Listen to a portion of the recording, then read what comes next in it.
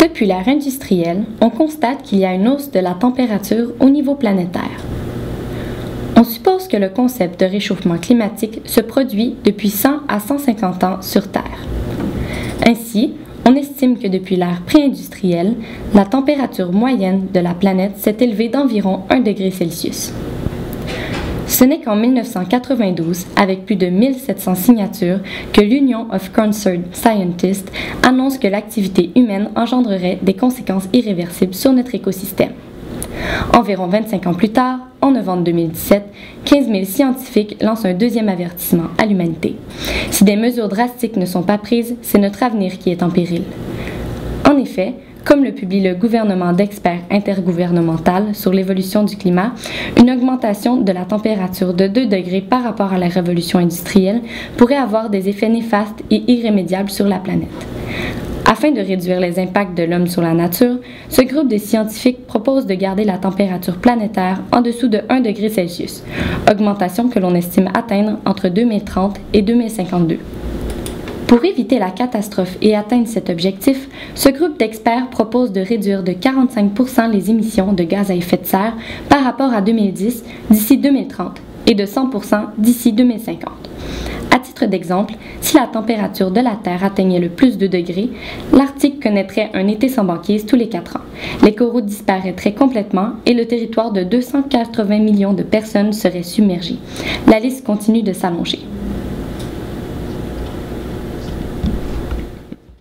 Il y a l'histoire du glacier Thwaites, qu'on appelle, qui est aussi gros que la Floride, qui représente à lui seul une montée des eaux de 65 cm partout à travers le monde, qui menace de tomber dans l'océan dans les prochaines décennies si c'est pas plus près.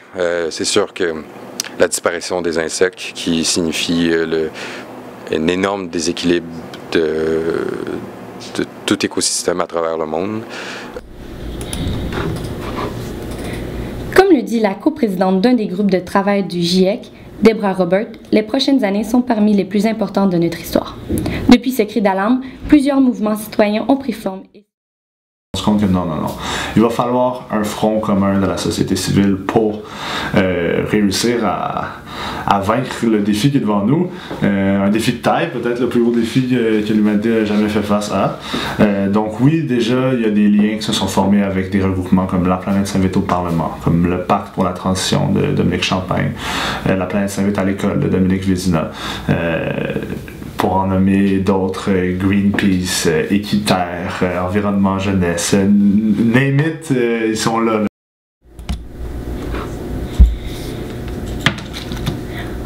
Au Québec, le 10 novembre dernier, La Planète s'invite au Parlement a réussi à mobiliser plus de 50 000 personnes dans les rues de Montréal afin de contrer l'inaction gouvernementale. Également, Dominique Champagne, auteur et metteur en scène québécois, lance le Pacte pour la transition dans le but de ramasser 1 million de signatures. Selon lui, ces signatures feront comprendre au gouvernement que la population québécoise est prête à s'enligner vers un avenir plus éco-responsable. Jusqu'à présent, nous savons qu'un peu moins de 270 000 personnes ont signé pour la cause. Une jeune écologiste suédoise, Greta Thunberg, est l'icône des manifestations étudiantes un peu partout à travers la planète. Ses actions ont influencé les gens du monde entier. Je vais paraphraser Greta Thunberg, la jeune activiste suédoise, qui est d'ailleurs un peu à l'origine du mouvement de grève pour le 15 mars. Il est le temps qu'on panique. Les manifestations écologiques qu'elle faisait hebdomadairement le vendredi en Suède ont inspiré les adolescents du Québec.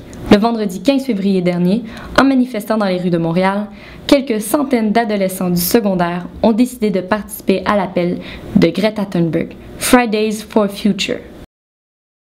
Les étudiantes, les étudiants, on est souvent à l'origine de changements sociaux profonds dans nos sociétés. Cet activiste de 16 ans est aussi à l'image de la mobilisation internationale prévue le 15 mars prochain. Au Québec, déjà La Planète s'invite à l'université, invite toutes les écoles du Québec à faire la grève avec eux à cette date.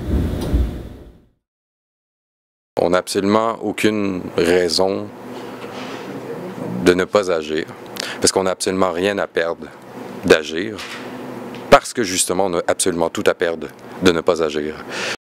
Le le 28 février, on estimait qu'environ 12 établissements scolaires seraient en grève le 15 mars, ce qui équivalait à 40 000 étudiants. D'autres cégeps et universités sont présentement en processus pour se joindre au mouvement. Suivez la taupe pour être à l'affût des prochains événements.